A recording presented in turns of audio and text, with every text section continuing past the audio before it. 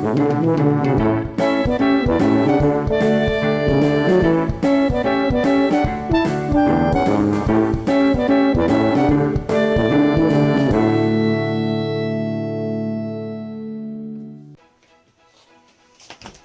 à tous, j'espère que vous allez bien. Je vous souhaite la bienvenue dans cette nouvelle vidéo où je vais vous présenter ma palle du mois de la fantaisie.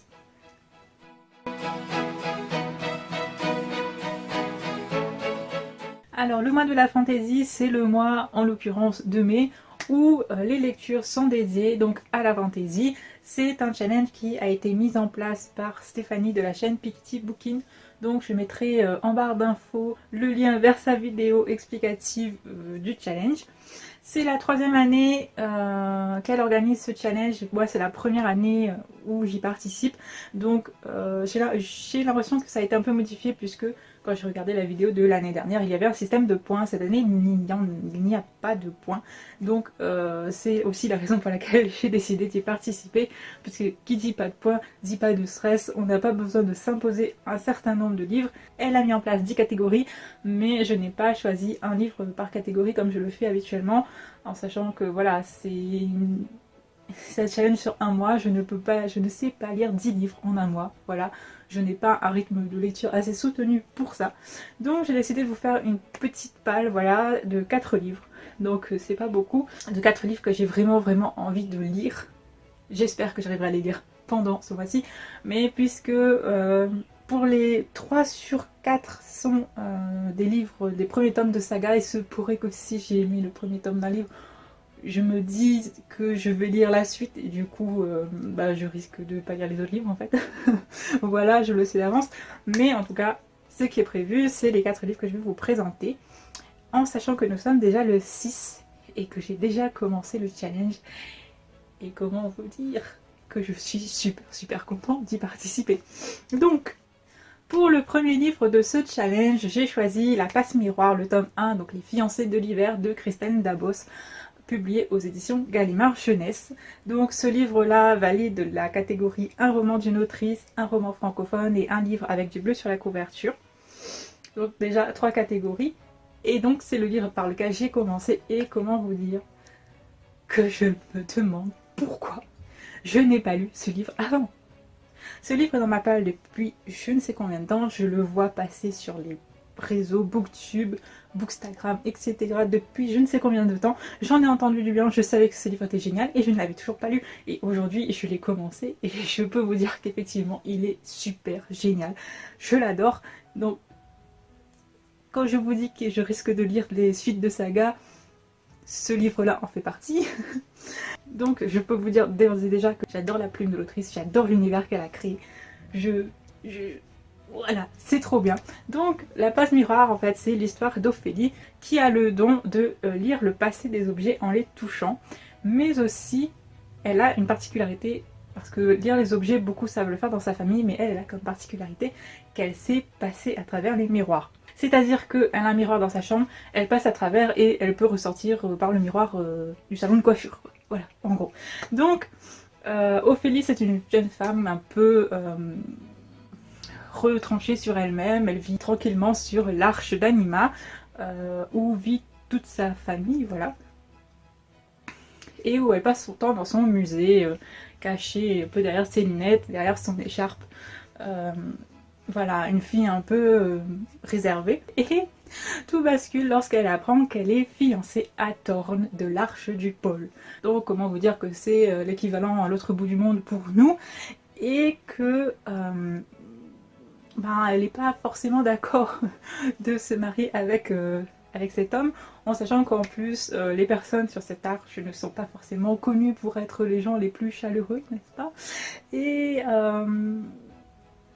donc, je ne vais pas vous spoiler, mais vu que j'ai déjà commencé, en fait, le livre, c'est un peu compliqué. Je vais essayer de ne pas vous mentir trop, mais bon, entre ces deux-là, ça va pas forcément bien se passer au début. La suite, je n'en sais rien, mais voilà, et on comprend que les choses vont devenir vraiment très compliquées pour Ophélie, puisqu'elle n'a pas le choix, elle est obligée de se marier avec cet homme-là. Et c'est sans compter le fait qu'on a l'impression qu'il y a quand même une raison supplémentaire et bien cachée derrière la décision de se marier. Voilà. Je ne sais pas si je vous ai bien vendu ce livre. Si ce n'est pas le cas, allez lire le résumé, lisez-le, essayez, commencez-le. Moi je vous le dis, si j'ai pas réussi à vous le vendre, c'est pas grave. L'autrice elle écrit tellement bien qu'elle peut le vendre toute seule, hein, y a pas de souci.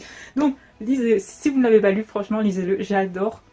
Je pense que depuis l'univers d'Harry Potter et de Tara Duncan, c'est la première fois que... Ouais, ça faisait un moment que ça m'avait pas fait cet effet-là. Voilà. Donc, c'est pour vous dire à quel point j'adore ce livre. Voilà. Donc, j'ai commencé avec ce roman-là. Ensuite, parce qu'on va pas rester là-dessus tout le long d'une seule vidéo, hein, c'est censé être une vidéo courte, et je pense que je suis déjà à plus de 5 minutes sur celui-là. Voilà. Donc, pour le deuxième livre, j'ai choisi un Bitlit. Donc, je vais arrêter de taper dans les mains. Ça suffit. Donc j'ai choisi Noir Démon, le tome 1, Tout ce qui brûle, donc de Susan Wright aux éditions Milady. Donc je pense que je vous en ai déjà parlé parce que c'est un livre que j'avais acheté lors de la grosse hop ou de la petite hop, je sais plus, et j'en avais fait une vidéo. Voilà, donc ce roman entre là aussi dans le cadre un roman d'une autrice.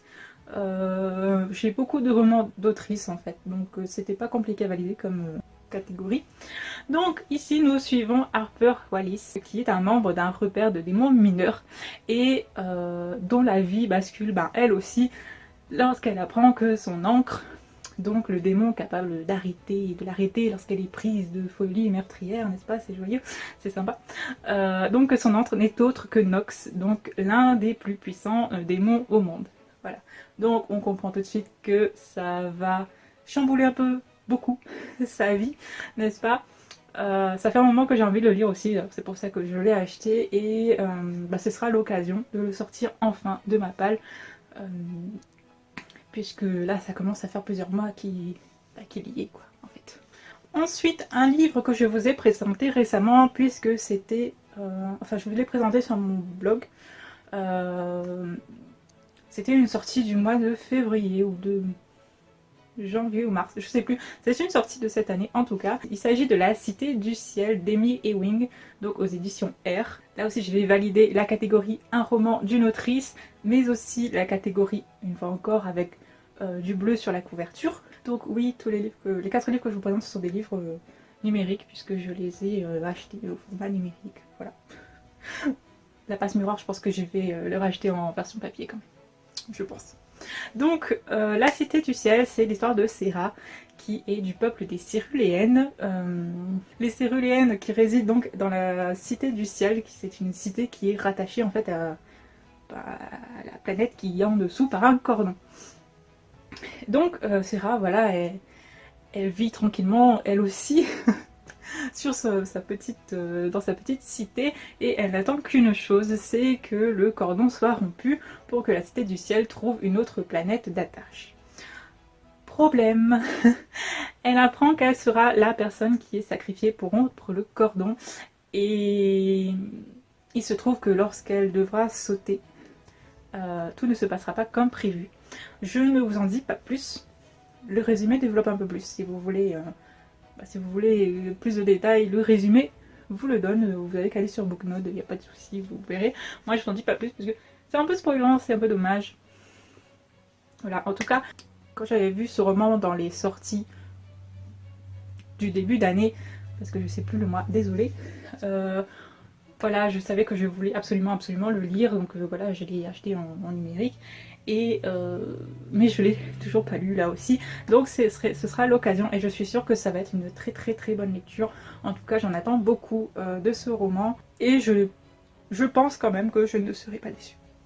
Donc le dernier roman entrera dans la catégorie dernier roman de ma palle, puisque je l'ai gagné très récemment grâce à Clara du compte Bookstagram Booksclarou.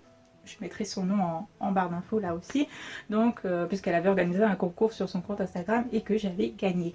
Donc il s'agit du roman Un palais d'épines et de roses de Sarah J. Maas aux éditions de La Martinière Jeunesse. Donc là je vais vous lire le résumé. En chassant dans les bois enneigés, Fer voulait seulement nourrir sa famille, mais elle a commis l'irréparable en tuant un fée, et la voici emmenée de force à Prytian, royaume des immortels. là-bas pourtant. Sa prison est un palais magnifique et son geôlier n'a rien d'un monstre. Tamlin, un grand seigneur fée, la traite comme une princesse. Et quel est ce mal qui ronge le royaume et risque de s'étendre à celui des mortels? À l'évidence, Fer n'est pas une simple prisonnière. Mais comment une jeune humaine d'origine aussi modeste pourrait-elle venir en aide à de si puissants seigneurs? Sa liberté, en tout cas, semble être à ce prix. Voilà. Donc, ça fait un moment aussi que je vois ce roman, cette saga, passer sur les réseaux littéraires. Donc, quand j'ai vu qu'on pouvait le gagner donc sur la chaîne de Clara, j'ai participé, j'ai gagné, je suis super contente. Donc du coup voilà, ce sera l'occasion de lire le premier tome. Elle m'a donné tous les tomes, voilà. Donc si jamais ça me plaît énormément, je pourrais m'enchaîner la trilogie sans m'arrêter, voilà. Bon, pour l'instant, je suis sur la passe miroir et vu comme je suis partie, il faudra que je me fasse violence pour pas lire le tome 2, en fait, je pense. Voilà. En tout cas, c'est ma petite palle pour le mois de la fantaisie qui dure donc tout le mois de mai, comme je vous le répète. Je vous mettrai en barre d'infos, donc comme je vous l'ai dit, le lien vers la chaîne de Piketty. Je vous mettrai quand même le récapitulatif des 10 catégories. Il y a un compte Facebook aussi dédié au challenge où on peut échanger, où on peut partager nos lectures, etc. Et sur Instagram, avec le hashtag le mois de la fantaisie, je crois que c'est ça. Je vérifierai, de toute façon je mettrai aussi en barre d'infos. On peut là aussi partager nos lectures et voilà, partager tous ensemble pendant ce challenge.